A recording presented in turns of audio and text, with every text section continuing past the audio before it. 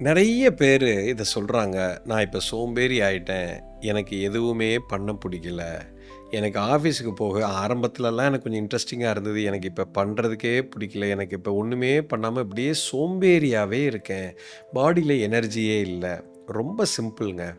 ஒருத்தனுக்கு சோம்பேறித்தனம்ங்கிறது இயற்கையில அப்படி ஒண்ணும் கிடையவே கிடையாது. இயற்கையில எந்த ஒரு பொருளும், எந்த ஒரு உயிர் பொருளும் சும்மாவே இருக்காது. இயற்கையில இருக்கக்கூடிய எல்லா மனிதன தவிர, இந்த சோம்பேறித்தனத்த நீங்க எங்கேயாவது பார்க்க முடியுமான்னு பாருங்க. ஒரு சின்ன உதாரணம். ஒரு மாமரத்த எடுத்துக்கங்க. நான் இன்னைக்கு ரொம்ப சோம்பேறியா இருக்கேன். நான் இன்னைக்கு மாங்காய் உற்பத்தி பண்றதுக்கு ஒரு 1 வாரத்துக்கு நான் லீவு போட்டுக்கிறேன். ஒரு தென்னை மரத்த எடுத்துக்கங்க. நான் டெய்லி தேங்காய உற்பத்தி பண்ணிக்கிட்டே இருக்கேன். கிட்டத்தட்ட ஒரு 10 வருஷமா பண்ணிக்கிட்டு இருக்கிறேன். எனக்கு ஒரு பிரேக் குடுங்கப்பா. ஒரு 1 மாசம் நான் இந்த வேலையெல்லாம் பண்றத நிறுத்திக்கிறேன்.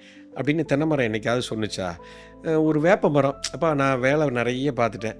எனக்கு கொஞ்சம் நான் 1 வாரம் எனக்கு பிரேக் குடுங்க. ஒரு தாமரை செடி, அப்பா நான் டெய்லி பூவ உற்பத்தி பண்ணி பண்ணி எனக்கு போர் அடிக்குது. எனக்கு அது பண்ணவே பிடிக்கல.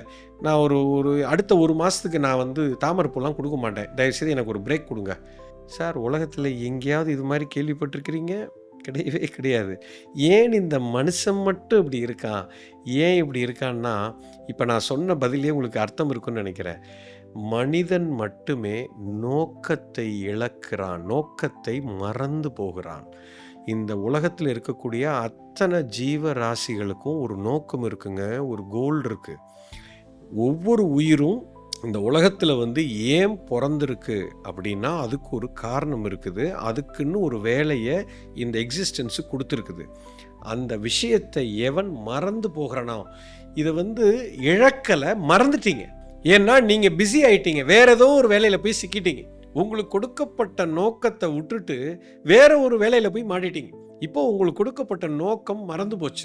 இது எப்படின்னா, இந்த மாங்கொட்டை வந்து தான் செய்ய வேண்டிய வேலை மாங்காய உற்பத்தி பண்றதுன்றது அதுக்கு மறந்து போச்சுன்னா, அது சோம்பேறி ஆயிரும்.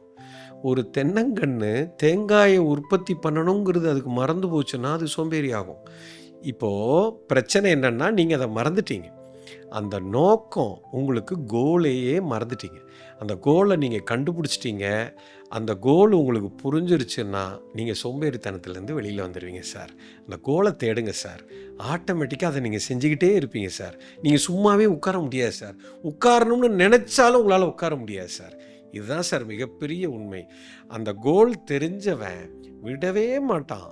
அவன் பிச்சு எடுத்துருவான் சார்.